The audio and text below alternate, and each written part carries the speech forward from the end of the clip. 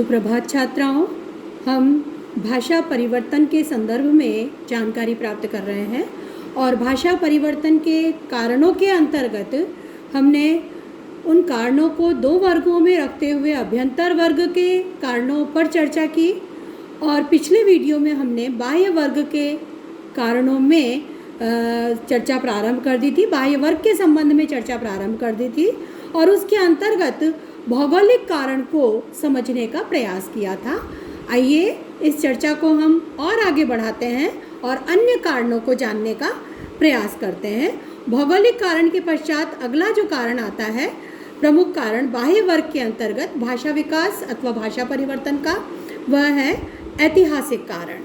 तो इतिहास या ऐतिहासिक कारण भी भाषा परिवर्तन को बहुत प्रभावित करते हैं। कैसे करते हैं उसे हम देखते हैं। तो इतिहास का बहुत प्रभाव पड़ता है। विदेशी आक्रमण, व्यापारिक संबंध, राजनीतिक षड्यंत्रों से उत्पन्न परिस्थितियाँ भाषा को प्रभावित करती हैं। हम यदि भाषाओं के उदाहरण लें तो अंग्रेजी ने उक्त कारणों से अपने को सबसे अधिक संपन्न किया है, ये कहा जा सकता है।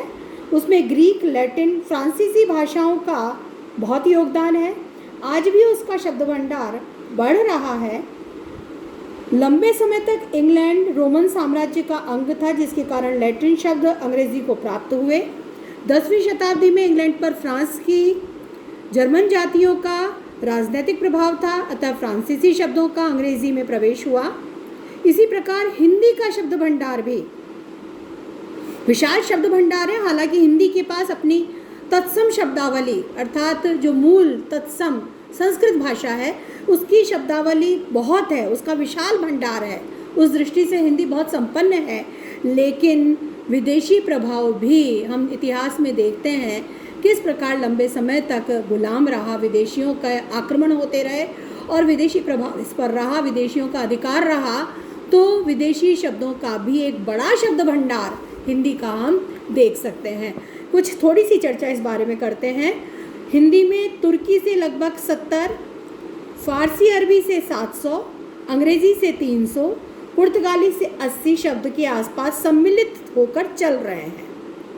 तो ये एक अध्ययन किया गया है भारतीय आर्य भाषा और हिंदी, डॉक्टर सुनीति कुमार चटर्जी द्वारा किया गया अध्ययन है। और उन्होंने यह उस समय पर जब उन्होंने यह पुस्तक लिखी थी 1957 में, तब उन्होंने इसका उल्लेख किया था। अब तो यह शब्द भंडार और भी अधिक बढ़ चुका है। तो हम कुछ शब्दों के उदाहरण लें कि किस प्रकार से रोज़मर्रा की हमारी भाषा में वो शब्द घुल मिल चुके हैं जो विदेशी प्रभाव से आए हैं। किसी न किसी रूप में विदेशी आक्रमण के पश्चात उनसे संपर्क में रहने के कारण या उनके शासन में रहने के कारण उनके शब्द किस तरह से हमारी भाषा में घुल मिल गए हैं और रोज़मर्रा में हम उनका प्रयोग करते हैं। यहाँ तक कि हमें इस बात का अनुमान भी नहीं होता कि यह शब्द मूल रूप से हमारी अपनी भाषा का नहीं है, विदेशी भाषा से यह शब्द हमारी भाषा में आया है। जैसे हम उदाहरण के लिए ले सकते हैं कागज़, किताब, कत्ल, कुतुब, कैंची, मैदान, पाजामा, तोप, बंदूक, माचिस, जुलूस, स्कूल, ऑफिस, पान, कांस्टेबल, फैसला, अदालत, कुर्ता, कमीज, काज, बटन, कफन, शेरवानी, कोट, फाइल, कलम, कागज़, मिसिल, दाखिल, दफ्तर, मुकम्मल, मोहब्बत, दोस्त, दुश्मन, बुलंद, दफ़ा आदि न जाने कितने विदेशी शब्द हैं जिनका हम रोज़मर्रा के कामकाज की भाषा में हम प्रयोग करते हैं। तो इस तरह से ऐतिहासिक कारणों के अंतर्गत हम इन उदाहरणों को ले सकते हैं। अगला जो कारण है वह है सांस्कृतिक कारण। बाह्य कारणों की चर्चा कर रहे हैं या बाह्य वर्ग में जो कारण आते हैं उनकी हम चर्चा कर रहे हैं। भौगोलिक कारण हमने समझा, ऐतिहासिक कारण समझा, अगला लेते हैं हम सांस्कृतिक कारण। तो भाषा परिवर्तन में संस्कृतियों का भी बहुत बड़ा योगदान होता है। ऐतिहासिक, राजनैतिक, भौगोलिक और अन्य कारणों से विविध संस्कृतियों का संगम होता है। ये जो सारे कारण हमने देखे ऐतिहासिक कारण से, राजनीतिक संपर्क से, या हम कहें भौगोलिक परिस्थितियों से संस्कृतियों का परिवर्तन होता है, संस्कृतियों का संगम भी होता है। और हर संस्कृति की अपनी शब्दावली होती है, और जब संस्कृतियों का संगम होता है तो भाषा का भी संगम स्वाभाविक रूप से होता है। तो आर्य द्रविड़ संस्कृति, आर्य ग्रीक संस्कृति, आर्य मुस्लिम संस्कृति, ग्रीक रोमन संस्कृति, ग्रीक आंग्ल, रोमन आंग्ल आदि संस्कृतियों के मेलजोल ने विश्व को अनेक भाषाओं का रूप दिया है, या अनेक भाषाओं का स्वरूप उन्होंने बदला है, भाषा के स्वरूप में परिवर्तन ला दिया है। तो भारतीय संस्कृति का प्रभाव श्रीलंका, जावा, मलाया, थाईलैंड, हिंदेशिया आदि मध्य पूर्व देशों की भाषाओं पर स्पष्ट दिखाई देता है। इसी प्रकार अंग्रेजी संस्कृति के मेलजोल से भारत में राष्ट्रीय जागरण के साथ साथ ब्रह्म समाज, आर्य समाज जैसे कई आंदोलन चले, जिसके परिणाम में भारतीय संस्कृति और संस्कृत को पुनर्जीवन प्राप्त हुआ। इन्हीं क्रियाकलापों से हिंदी भाषा को भी बल मिला। तो संस्कृति समाज का प्राण होती है। आंदोलन और सांस्कृतिक संस्थाएं प्राचीन शब्दावली को पुनः ला देती हैं। 19वीं सदी के अंत और 20वीं सदी के प्रारंभ की भाषा पर सांस्कृतिक जागरण से हिंदी में तत्सम शब्द बहुत आए। जो एक स्वरूप बदल गया था भाषा का, उसके स्थान पर सांस्कृतिक जागरण की चेतना के साथ में हिंदी नवजागरण भी हुआ है, और हिंदी तत्सम शब्द उसमें अधिक प्रयुक्त होने लगे। तो ये एक प्रभाव है, हम इस रूप में देख सकते हैं।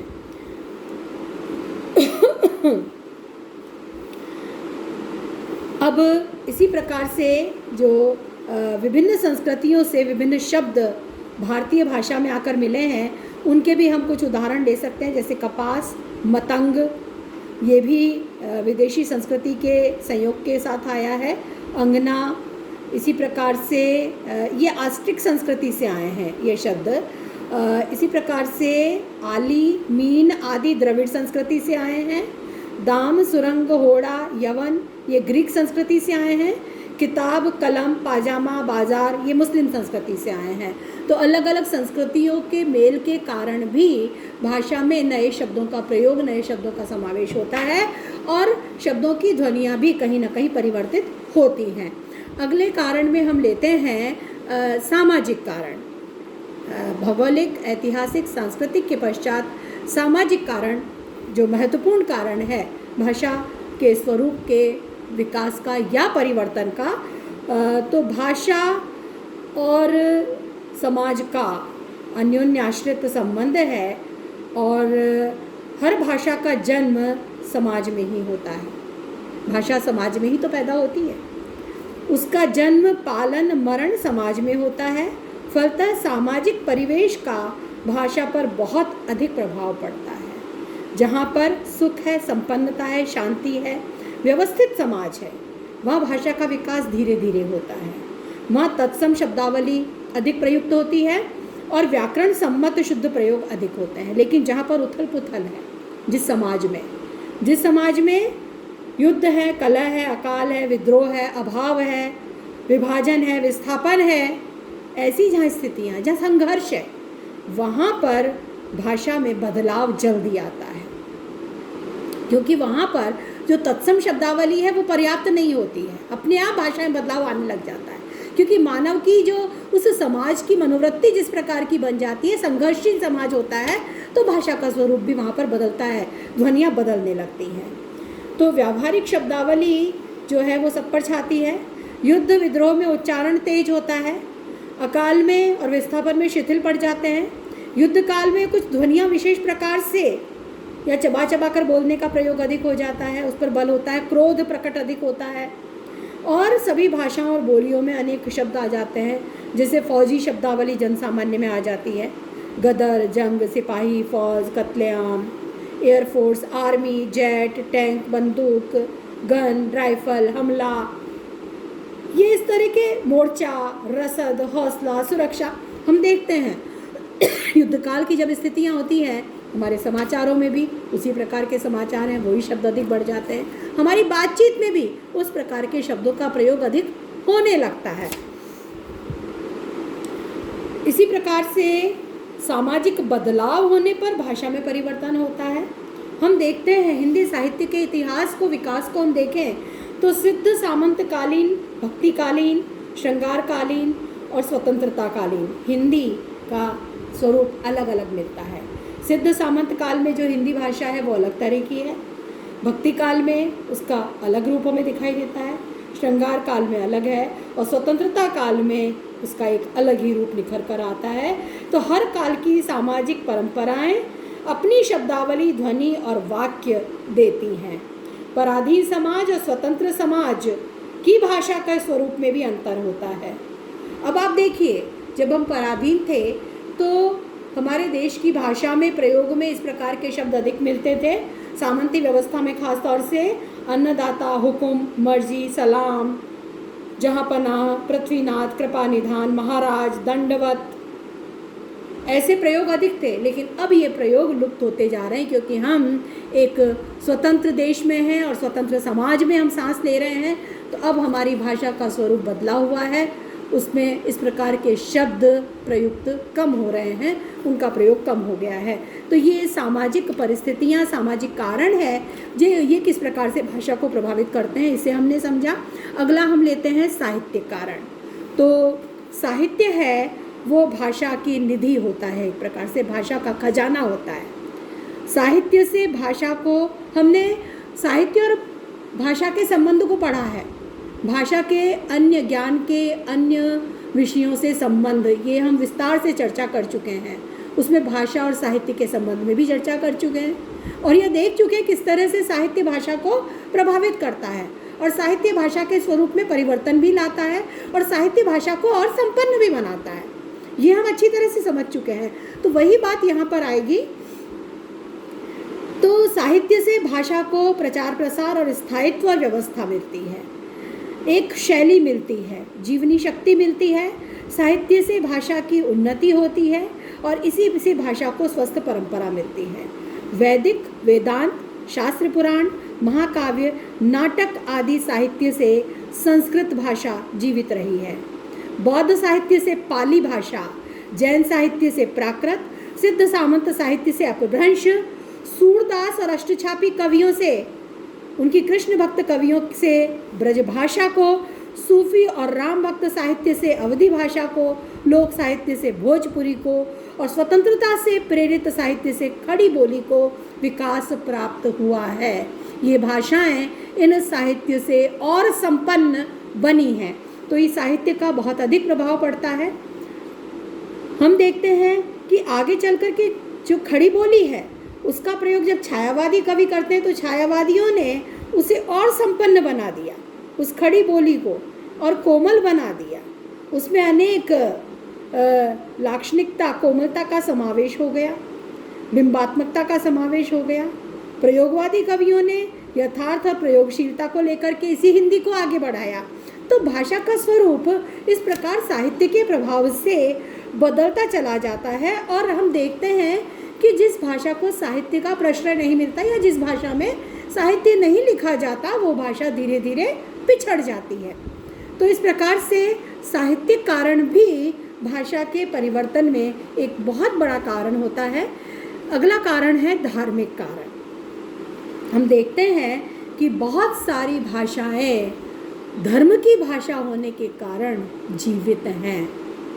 जो धर्म ग्रंथ हैं वो धर्म ग्रंथ उस भाषा में लिखे गए हैं, इसके कारण उन भाषाओं का पठन पाठन होता है, हुआ करता है, वो समाज में जीवित रहती हैं और धर्म के कारण समाज में उस भाषा का स्वरूप बदलता भी है। तो जैसे क्योंकि धर्म का जब प्रभाव पड़ता है दूसरे धर्म का, तो दूसरे धर्म की भाषा के शब्द भी उस भाषा में प्रयुक्त होने लग जाते हैं। तो धर्म भी इसमें महत्वपूर्ण भूमिका निभाता है क्योंकि धर्म के संबंध में जो मानव है उसमें बहुत निष्ठा होती है और निष्ठा के साथ वह धार्मिक साहित्य को पढ़ता भी है और उसका प्रचार भी करता है। तो इससे दूसरी भाषा की शब्दावली को भी सहजता से, जब धर्म का साहित्य जब व्यक्ति पढ़ता है तो सहजता से ग्रहण कर लेता है। धार्मिक आंदोलनों के कारण भी भाषा परिवर्तन हुआ है। हम देखते हैं भक्ति काल जो धार्मिक आंदोलन का काल है उसमें भाषा किस प्रकार से उस धर्म की या धर्म से जुड़ा हुआ साहित्य उसकी भाषा बन करके और एक संपन्न भाषा के रूप में हमारे सामने आई है। वो चाहे ब्रज भाषा हो, चाहे अवधी भाषा हो, या कबीर आदि कवियों की सदुक्कड़ी हो, उसका एक संपन्न और एक बहुत ही अभिव्यक्ति करने की क्षमता से पूर्ण एक स्वरूप हमारे सामने आता है। इसी प्रकार से हम देखते हैं कि एक धर्म से दूसरा धर्म जब प्रभावित होता है तो वहाँ पर उस भाषा के शब्द अपनाए जाते हैं और उनका स्वरूप बदलता है।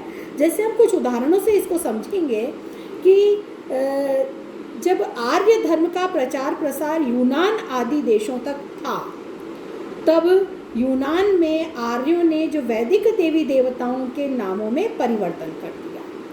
आर्य धर्म जो यहाँ का है, इसका प्रसार यूनान तक था और यूनान में यहाँ के जो वो देवी देवता आर्यों ने माने थे, उनके नाम का स्वरूप बदला है। जैसे यहाँ पर आर्य जिसे द्यो कहते हैं, उसे यूनान में ज़्यूस कहा जाता है। इसी प्रकार से आर्य जिसे द्योस्पितर कहते थे, वहाँ यूनान में जाकर वो जुपिटर हो गया। या आर्य जो धर्म है, उस आर्य धर्म के शब्द हैं जिनका स्वरूप यूनान में जाकर के बदला है। इसी प्रकार से देव को थियोस कहा गया और अवेस्ता में जब संस्कृत शब्द गए तो उनमें परिवर्तन हुआ। जो संस्कृत धर्म से संबंधित शब्द अवेस्ता में गए हैं तो उनका स्वरूप बदला है। जैसे असुर का अहुर हुआ, सरस्वती का हरहवती हुआ, सोम का होम हो गया, सिंधु का हिंदू हुआ, इसी से हिंदी बना है। तो मित्र का मिश्र हुआ, आपस का आपो, सूर्य का हवारे, यम और यमी का यिमा और यमोह हो गया। इसी प्रकार बौद्ध धर्म में संस्कृत के शब्दों का पाली में परिवर्तन हुआ। जैसे धर्म का धम्म हुआ पाली में आकर के, नृत्य का नच हो गया पाली में आकर के। तो हम देखते हैं कि इस प्रकार धर्म के कारण भी भाषा के स्वरूप में परिवर्तन आता है। तो भिक्षु का भिक्षु हो गया पाली में, जीर्ण का जीर्णु हो गया, मार्ग का मग्ग हो गया। यानी संस्कृत का ही स्वरूप बदला है। बौद्ध धर्म के कारण पाली भाषा जो बौद्ध धर्म की भाषा है, वहाँ जाकर संस्कृत का स्वरूप बदल जाता है। तो जागृत धर्म जो भी होता है उसकी भाषा जीवंत रहती है। हम देखते हैं कि संस्कृत इस देश की धर्म भाषा होने के कारण विशेष रूप से आज भी बनी हुई है। अरबी की भी यही दशा है, वहाँ पर उसमें भी धार्मिक साहित्य है, इस कारण उसका प्रयोग भी अब भी चल रहा है, उसको पढ़ा जाता है। तो और दूसरे धर्म के प्रभाव से अब हम देखते हैं मुस्लिम धर्म के प्रभाव से खुदा, अल्लाह, मस्जिद, रोज़ा, नमाज ऐसे शब्द हिंदी में भी प्रचलित हो गए हैं। तो ये भी एक कारण है। आगे कुछ और कारण हैं जिनकी चर्चा हम अगले वीडियो में करेंगे।